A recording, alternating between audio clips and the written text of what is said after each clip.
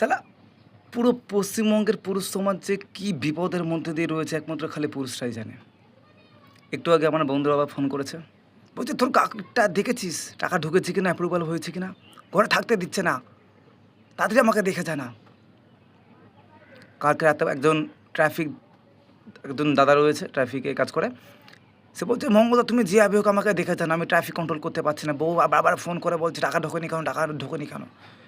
পুলিশের বউ ফোন করে বলছে, "কেন আমার টাকা ঢোকেনি?" পুলিশ দাদা চোর ধরতে পারছে না। আমাকে ফোন করে বলছে, "তুমি যেভাবে হোক আমাকে ব্যবস্থা করে দাও।" শালা আমি কি করি বলে আমার ঘরের টাকা তো এখনো ঢোকেনি। শালা ছাদে এসে ভিডিও বানাচ্ছে, বলছে টাকা ঢুকে গেছে। পকেট থেকে পুরো টাকাটা আমার যাবে ১২টা পুরো ১২টা বেজে যাবে। কাউকে বোঝাতে পারছি না কি যে আমি টেনশনের মধ্যে দিয়ে রয়েছি। সবাই বলছে টাকা ঢোকেনি। এবার আমার ভাই আমারটাই টাকা ঢোকেনি এখনো। তোমাদের টাকা ঢুকবে কি করে? আর টাকাকে আমি গুনে, গুনে দেবো নাকি? কার টাকা ঢুকবে, কারটা পরে ঢুকবে আমি কি করে জানি? আমার ভাই ফর্ম ফিল আপ করার দায়িত্ব ফর্ম ফিল আপ করেছি। সবারটা করে দিয়েছি। যার ঢুকেছে ভালো হয়েছে, যার ঢোকেনি আমি কি করে বুঝি? সে দায় কি আমার নাকি? যারটা ফর্ম ফিল আপ করে ঢোকেনি, টাকা দেয়নি ঢোকেনি। এদিকে শালা আমার শাশুড়িটাও ঢোকেনি। পাশের বাড়িটা ঢুকে গেছে।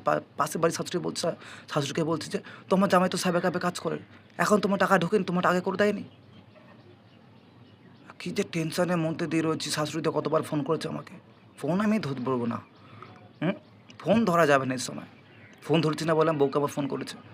ওকে বল তো ফোনটা ধরতে। বউ আমাকে ফোন করে যাচ্ছে। আমিও বউয়ের ফোন ধরিনি। ফোন ধরা যাবে না। প্রধানমন্ত্রী আর মুখ্যমন্ত্রী দুজনে অবিবাহিত। তারা বুঝবে না আমাদের জ্বালা। যদি ঘরে বউ থাকতো তারা বুঝতো কি যে টেনশনে আছে পুরো পশ্চিমবঙ্গের পুরুষ সমাজ। মাথা খারাপ করে দিচ্ছে। কেন টাকা ঢোকেনি? যাদের বাড়ির পাশে টাকা ঢুকেছে সবথেকে শত্রু হচ্ছে তারা। কি যে লেভেলের শত্রু, ঘরের মধ্যে সংসারে আগুন লাগাচ্ছে হচ্ছে তারা। ইচ্ছে করছে ওদেরকে মানে কি বলবো, কচু পাতা দিয়ে ডলে দিতে। ঢুকেছে চুপচাপ থাকে না, বল না ঢোকেনি।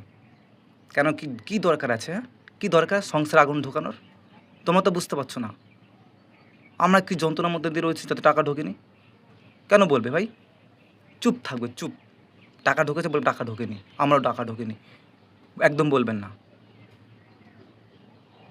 কাজ করতে পারছি না আমরা কেউ। ২৪ ঘন্টা ২৪ বার ফোন আসছে। কেন টাকা ঢোকেনি? এখন দেখো বারবার চেক করো, মঙ্গলদাকে ফোন করো। তাড়াতাড়ি দেখে বলতে বলো টাকা ঢোকেনি।